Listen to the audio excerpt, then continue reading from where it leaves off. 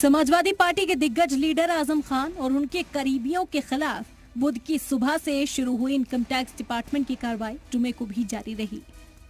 Income tax department की team की जांच रात को भी जारी रही थी।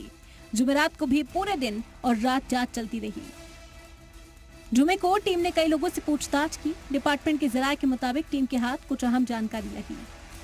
सबसे बड़ी बात यह है कि ये कार्रवाई न सिर्फ यहाँ पर आजम खान के घर पर बल्कि आजम खान की जौहर ट्रस्ट से संबंधित लोगों के जगहों पर भी हो रही है। समाजवादी पार्टी के विधायक नसीर अहमद खान के घर पर हालांकि इनकम टैक्स डिपार्टमेंट की कार्रवाई खत्म हो गई है, लेकिन जौहर यूनिवर्सिटी में चल रही है, आजम खान के हमसफर रिजॉर्ट में चल रही है और अलग अलग जगह पर चल रही है। लेकिन फिलहाल अभी तक आधिकारिक तौर पर यह क्लियर नहीं हो पाया है कि रिकवरी कितनी है।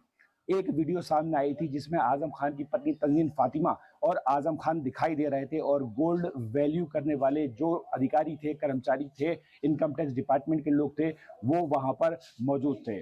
फिलहाल अभी ये देखना बाकी है कि इनकम टैक्स डिपार्टमेंट की टीम को 60 घंटे बाद भी क्या हाथ लगता है। जुमे की सुबह भी इनकम टैक्स अफसरान आजम खान के घर की तलाशी लेते रहे। घर के बाहर फोर्स के जवानों के साथ मकामी पुलिस भी तैनात रही।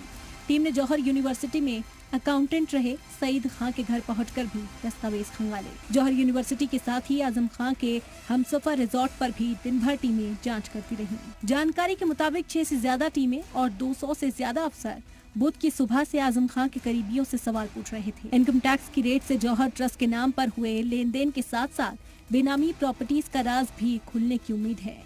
इनकम टैक्स की टीम कई लोगों के बैंक खाते, लेन देन की जानकारी, जमीन की खरीद फरोख्त, सोने चांदी की ज्वेलरी की खरीदारी, कीमती घड़ियों और कलम के बारे में जानकारी हासिल कर रही है। इसमें कुछ कीमती गिफ्ट्स और एंटीक सामान भी शामिल हैं। रामपुर में इनकम टैक्स की टीमों ने छापेमारी करते हुए अब तक 12 से भी ज्यादा लोगों से पूछताछ की है। पूछताछ में अब तक क्या सामने आया है ये अभी तक साफ नहीं हुआ, लेकिन ये तो तय है कि रेड के बाद आजम खान की मुश्किलें और भी बढ़ने वाली हैं। ब्यूरो रिपोर्ट, जी मीडिया।